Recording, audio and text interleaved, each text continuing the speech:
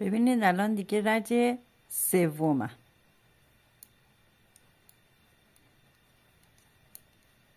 رو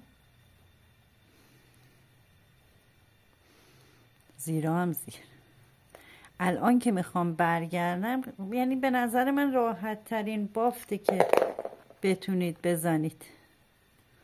بافتش خیلی راحته، خیلی هم نخ کم میبره. خب حالا پس یکی اولی رو گفتیم در میاریم که هیچی، مال حاشیه رو یه دونه میندازیم روی نخ. اینجوری نمیندازیم، اگه اینجوری بندازیم مثل این برجسته نمیشه.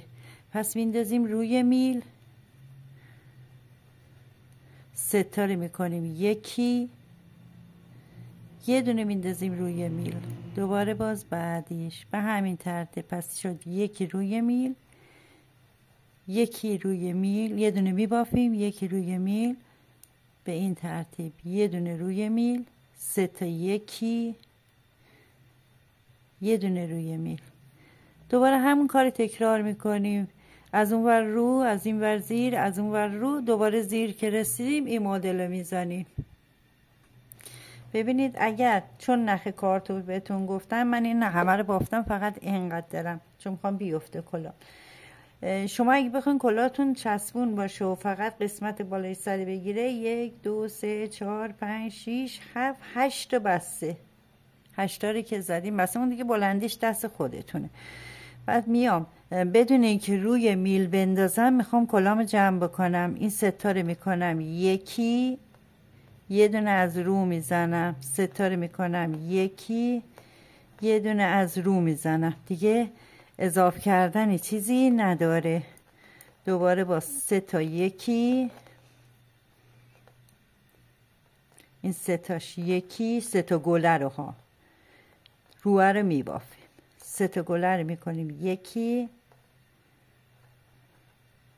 روه رو میبافیم که تعداد سر میلمون کمتر میشه برای جمع کردنش.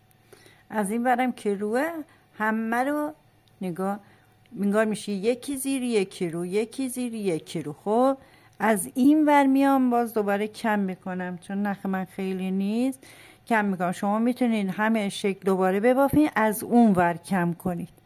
خب الان میام اینو با این میکنم یکی، این روه رو با این زیره میکنم یک، این روه با این زیره یک، که تعداد کمتر بشه، بالای کلامون چین نخوره.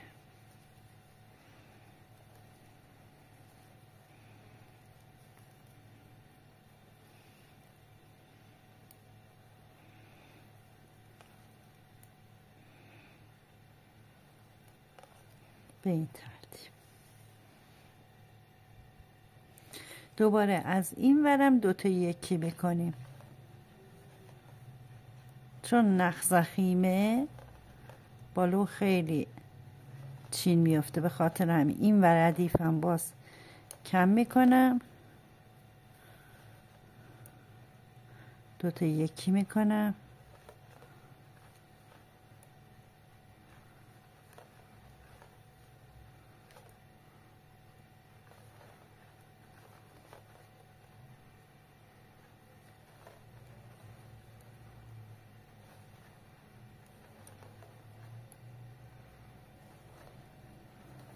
و این تعدادم از توی سوزن رد میکنم. این قسمتم 3، اینم 6 تا،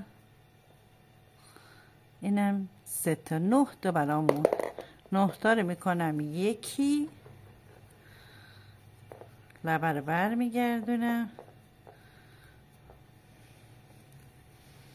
این قسمت رو میدوزم،